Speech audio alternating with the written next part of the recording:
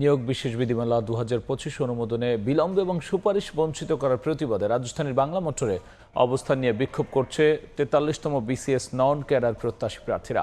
সেখানে রয়েছেন সহকর্মী সামদানি প্রত্যয়। সরাসরি চলে যাচ্ছি তার কাছে। বিসিএস বিশেষ নিয়োগ বিধিমালা 2025 সুপরিকল্পিতভাবে বাতিল এবং এই যে বিসিএস নন ক্যাডার পরীক্ষার্থীরা রয়েছেন এবং নন ক্যাডার প্রত্যাশী প্রার্থীরা রয়েছেন, তারা বাংলা মোটরে অবস্থান কর্মসূচি পালন করছেন। তাদের দাবি বা তারা মনে করছেন যে বিসিএস এর যে নন ক্যাডার পদ, সে নন ক্যাডার পদের নিয়োগে যে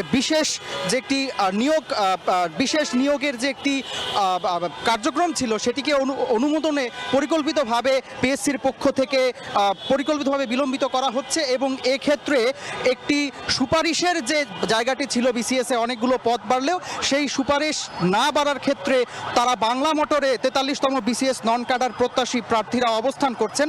তারা মূলত তিনটি দাবিতে এখানে অবস্থান করছেন। তারা বলছেন 43তম বিসিএস ভাই উত্তীর্ণ, কিন্তু পদস্বল্পতার কারণে তাদের কিন্তু ক্যাডার বঞ্চিত যে প্রার্থীরা রয়েছেন তাদের পূর্ণাঙ্গ তালিকাটি 2014 সালের আগেও প্রকাশ করা হলে এখন সেটি প্রকাশ করা হচ্ছে না।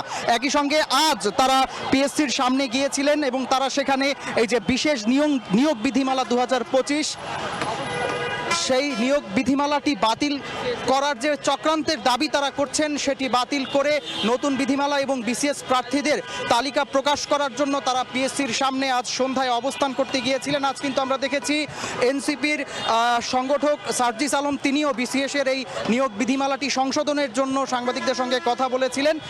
বাংলা মোটরে আমরা এখনও অবস্থান করছি বিসিএস 43তম প্রার্থীদের অবস্থান কর্মসূচিতে। তো আমরা আরও সামনে আপডেট জানতে পারবো। আজ এখানে আমাদের এ পর্যন্তই। আমার কাছে রয়েছে সবশেষ। আমরা সরাসরি ছিলাম বাংলা মোটরে।